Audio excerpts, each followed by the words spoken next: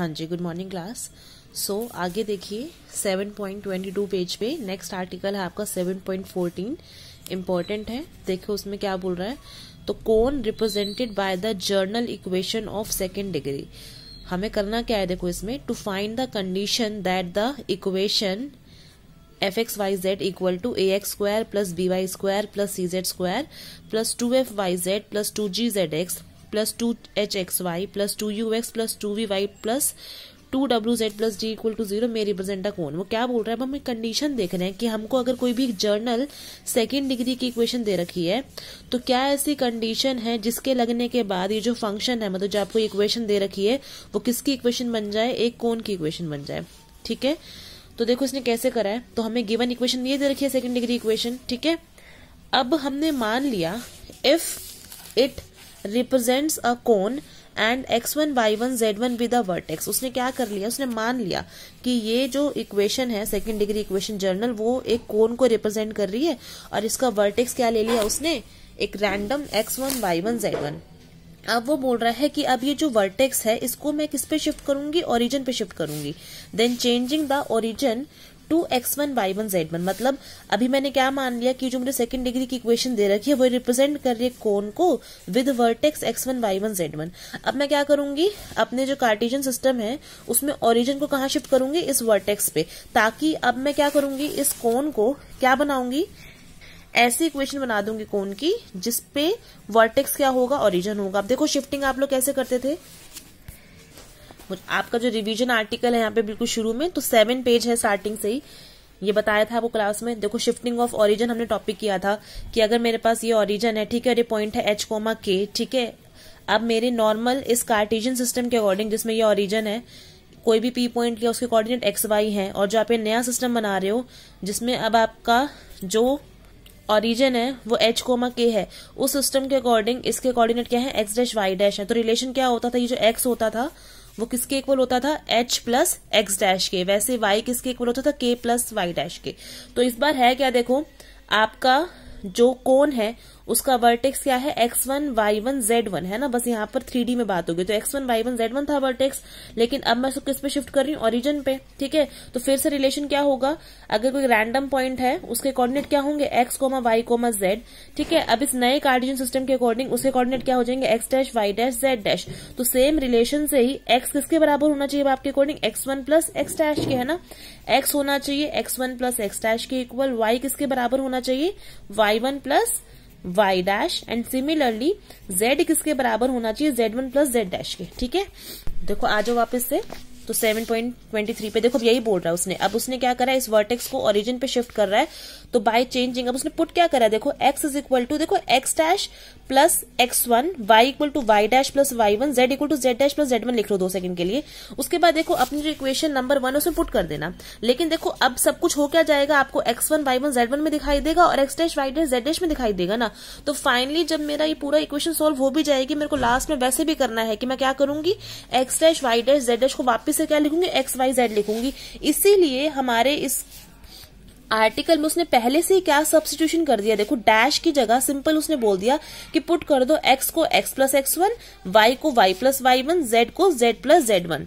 अपनी कन्वीनियंस के लिए उसने ये चीज करी है। ठीक है, तो x को आपने यही पुट करना है, x प्लस x1, y को y प्लस y1 और z को z प्लस z1 करा है। तो आपकी जो इक्वेशन नंबर 1 है, अब देखो किस में ट्रांसफॉर्म हो जाएगी, पूरे में पुट कर दो, x की जगह x प्लस x1, y की जगह y प्लस y1 और z की जगह z प्लस z1। तो आप पुट कर लेंगे ये। ठीक है, उसके बाद कलेक्ट कर लेंगे टर्म्स। तो सबसे पहले ax² है ना प्लस by² प्लस cz², फिर ऐसे plus 2fyz plus 2gzx plus 2hxy। ऐसे ही जब आप इसकी होल स्क्वायर खोलेंगे तो आपको x वाले टर्म भी मिलेंगी, y वाली भी मिलेंगी और z वाली भी मिलेंगी। तो उसने देखो प्लस में 2 तो कॉमन निकाल दिया, और ये क्या आया, देखो x का कॉफिशिएंट ये आएगा ax1 plus hy1 plus gz1 plus u। ऐसे ही प्लस में y का कॉफिशिएंट ये आएगा, z का कॉफिशिएंट ये आएगा, और ये क्या आ जाएगी आपकी पूरी की पूरी कांस्टेंट वाली टर्म और इक्वल टू में 0। ठीक है, ये इसको सॉल्व करके आएगा।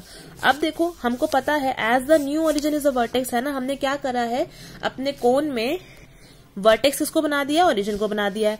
तो देखो therefore 2 must be homogeneous equation in X Y Z, है ना, ये हमने पढ़ा था बिल्कुल शुरू में जब हम शुरुआत करें इस कोन चैप्टर की, हम यही बोल रहे हैं ना कि ऐसी इक्वेशन ऑफ कोन जिसका वर्टेक्स ओरिजिन है वो हमेशा होमोजेनियस होती है ना। होमोजेनियस इक्वेशन क्या रिप्रेजेंट कर रही थी, कोन विद वर्टेक्स ओरिजिन, एंड कोई इक्वेशन ऑफ कोन जिसका वर्टेक्स ओरिजिन है वो हमेशा क्या होती है, होमोजेनियस होती है।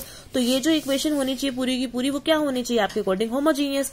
अब होमोजेनियस का मतलब आपको पता है कि हर टर्म की डिग्री सेम होनी चाहिए। देखो ये जो टर्म है एक्स स्क्वायर 2 डिग्री है, ये भी 2, ये भी 2, सिमिलरली ये भी क्या है वाई जेड है, तो मतलब 2 डिग्री है, ये भी 2, ये भी 2। लेकिन ये क्या है, देखो ये वाले टर्म सिर्फ एक्स है ना इसमें, तो ये तो 1 डिग्री की है, ये भी 1 डिग्री की, ये भी 1 डिग्री की, और जो कांस्टेंट टर्म है उसमें भी डिग्री क्या है, 0 है। तो यहां तक तो डिग्री 2 की बात हो रही है, लेकिन यहाँ डिग्री 1 हो गई इन 3 टर्म्स की, और इसकी क्या होगी, पूरी की डिग्री 0 हो गई है। बट ऐसा तो नहीं होना चाहिए ना, अगर ये हमारी इक्वेशन होमोजीनियस है तो हर टर्म की डिग्री सेम ही होनी चाहिए। तो सेम मैं किसको बनाऊंगी, 2 को मान लिया कि 2 डिग्री की ये होमोजीनियस इक्वेशन है, तो ये सारी टर्म्स तो होनी चाहिए, बट ये नहीं होनी चाहिए। मींस एक्स का जो कोफिशिएंट है वो भी क्या होना चाहिए, 0, वाई का कोफिशिएंट भी 0 होना चाहिए, जेड का कोफिशिएंट भी 0 होना चाहिए, और जो कांस्टेंट टर्म है वो भी 0 होना चाहिए।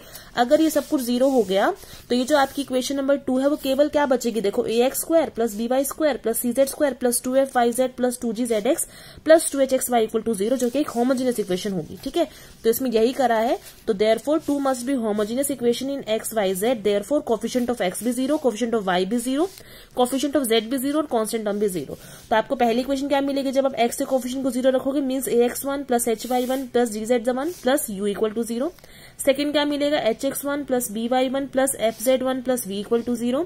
ऐसे ही z का कोफिशिएंट पुट करेंगे 0 के equal, means gx1 plus fy1 plus cz1 plus w equal to 0। और लास्ट क्या होगा, जो पूरी की पूरी कांस्टेंट टर्म है, ax1 square plus by1 square plus cz1 square plus 2f y1z1 plus 2gz1x1 plus 2hx1y1 plus 2ux1 plus 2vy1 plus 2wz1 plus d equal to 0। अब ये 4 इक्वेशन आई हैं। अब देखो उसके बाद भी वो बोल रहा है कि equation 6 can be written as, जो इक्वेशन नंबर 6 है उसमें उसने क्या करा है, देखो जो x1 वाली टर्म्स है उसमें से x1 कलेक्ट कर लिया है ना, ये जो टर्म हो गई ये और ये दोनों, इनमें से क्या करा है, x1 कॉमन निकालिए, अंदर क्या बचेगा ax1 प्लस gz1, इनको भी तोड़ लिया एक्चुअली उसने, 2fy1z1 को क्या लिख लिया उसने, fy1z1 प्लस fy1z1। ऐसे ही 2gz1x1 को भी क्या लिख लिया उसने, gz1x1 प्लस gz1x1। ऐसे ही इनको भी तोड़ के, और उसने क्या करा है, x1 वाली टर्म इकट्ठी कर ली है, y1 वाली कलेक्ट कर ली है, z1 वाली कलेक्ट कर ली है, और कांस्टेंट टर्म को कलेक्ट कर लिया है। ठीक है, तो ये बन जाएगा बहुत इजीली आपसे। ठीक है, 6 को 7 बना के देख लेना खुद से। अब देखो उसके बाद आप नोटिस करेंगे जो x1 के साथ टर्म आई है वो तो बाय इक्वेशन नंबर 3 0 है, तो ये 0 हो जाएगा। प्लस में y1 के साथ जो टर्म बनाई है आपने वो भी क्या है, ये 0 है। प्लस में z1 इंटू ये भी तो क्या टर्म है, ये भी 0 है। तो इक्वेशन नंबर जो 6 थी उसको मैंने 7 में लिखा, और इसकी वजह से इन बाकी 3 इक्वेशन की वजह से ये 3 टर्म भी खत्म हो जाएंगी। तो खाली जो आपकी इक्वेशन नंबर 7 वो क्या बच जाएगा, ux1 plus vy1 plus wz1 plus d equal to 0। अब हुई क्या, ये 3 कंडीशन थी, और जो चौथी कंडीशन थी ये किसमें ट्रांसफॉर्म हो गई, फाइनली इस इक्वेशन में। अब मेरे पास इक्वेशन नंबर 3, 4, 5, 8 ये 4 इक्वेशन है जो आपको कंडीशन देंगी। क्या कंडीशन देंगी कि जो मेरी एक रैंडम सेकंड डिग्री की इक्वेशन है वो किसको रिप्रेजेंट करे, कोन को। अब मुझे करना क्या है, एलिमिनेट करना है क्या, x1 y1 z1 किस किस इक्वेशन से, 3, 4, 5 और 8 इक्वेशन से।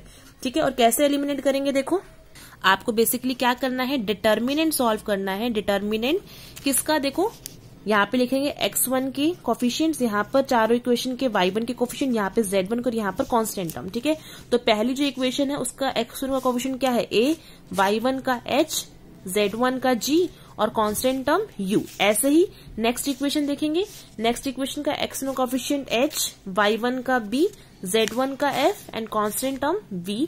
ऐसे third g, f, c, w, और यहां से जो लास्ट आई थी इक्वेशन उसके कोफिशिएंट क्या है, u, v, w, d। तो अगर इसका डिटर्मिनेंट इन चारों इक्वेशन की हेल्प से जो आएगा इक्वल टू 0 आएगा, तो हमारे पास क्या एलिमिनेट हो जाएगा, x1 y1 z1। और यही जो इक्वेशन आई है बेसिकली ये चीज, ये क्या है, रिक्वायर्ड कंडीशन है किसी भी सेकेंड डिग्री इक्वेशन को कोन बनने की। ठीक है, और ये एज इट इज आर्टिकल आपका पेपर में पूछा जाता है, तो आपको ये आर्टिकल भी पूरा का पूरा करना ही है। ठीक है, पेपर में एज इट इज क्वेश्चन आता है कि फाइंड करो कंडीशन कि आपकी कोई सेकंड डिग्री इक्वेशन है वो किसको रिप्रेजेंट करे, कोन को। ठीक है, उसके बाद आगे आ जाओ।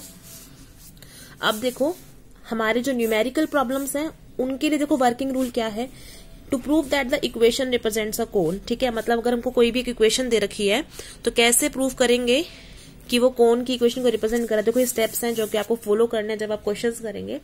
तो देखो क्या है, सबसे पहले बोल रहा है कि make the given equation homogeneous in X Y Z T by introducing proper power of T. वो क्या बोल रहा है, देखो आपको सबसे पहले देखो एक इक्वेशन दी होगी है ना एक्स वाई जेड में, तो वो बोल रहा है कि आप अपनी तरफ से एक और वेरिएबल टी इंट्रोड्यूस करा दो और उसकी पावर ऐसे एडजस्ट करो कि जो आपको पूरी इक्वेशन दे रखी है वो क्या बन जाए, होमोजीनियस बन जाए। सबसे पहला रूल ये है। सेकंड ये है from the expression on LHS that is F X Y Z T, है ना, पहले फंक्शन किसका था, एक्स वाई जेड का। अब आपने नया वेरिएबल टी इंट्रोड्यूस करा दिया ना, तो अब आपका फंक्शन क्या बन जाएगा, बेसिकली एक्स वाई जेड और टी का जो फंक्शन बनेगा वो बोल रहा है उसको क्या करना है, आपको पार्शियली डिफरेंशिएट करना है सारे वेरिएबल के रिस्पेक्ट में, एक्स के भी, वाई के भी, जेड के भी और टी के भी। आपको 4 चीजें कैलकुलेट करनी है, curl F by curl X, curl F by curl Y, curl F by curl Z, curl F by curl T. आपका सेकंड स्टेप है। थर्ड स्टेप है आपको टी इक्वल टू 1 पुट करना है चारों इक्वेशन में और क्या फाइंड करना है, फिर से curl F by curl x की value, curl F by curl y की, curl F by curl z और curl F by curl t. Means इन चारों वैल्यूज में टी इक्वल टू 1 पुट करके दोबारा से चारों वैल्यूज लिखो। उसके बाद बोल रहा है फ्रॉम 3 थर्ड इक्वेशन से आपको करना क्या है, curl F by curl X को भी 0 पुट करना है इस वाले को, curl F by curl Y को भी 0, curl F by curl Z को भी 0 और curl F by curl T भी 0 पुट करना है। आपको 4 इक्वेशन मिलेंगी। वो कह रहे हैं अब क्या करना है, आपको सॉल्व करना है एक्स वाई जेड के लिए एनी 3 ऑफ दिस 4 इक्वेशन। आपके पास 4 इक्वेशन है, कोई भी 3 इक्वेशन सॉल्व करेंगे, एक्स वाई जेड निकालेंगे और जो एक्स वाई जेड की वैल्यू आएंगी वो जो चौथी इक्वेशन छूट जाएगी उसमें पुट करके देखेंगे और वेरीफाई करेंगे, ठीक है, कि वो सेटिस्फाई कर रही है नहीं कर रही। ठीक है, तो यही स्टेप है आपके। उसके बाद कह रहा है टू फाइंड द वर्टेक्स। वो वर्टेक्स तो क्या है, देखो the values of X Y Z obtained above in step 5th are the coordinates of the required vertex. और वर्टेक्स अगर आपसे पूछे तो ये जो आपने 5th स्टेप में निकाली है एक्स वाई जेड की, वही क्या है, बेसिकली कोन के आपके वर्टेक्स है। तो ये वर्किंग रूल है आपका, ठीक है, न्यूमेरिकल प्रॉब्लम्स के लिए।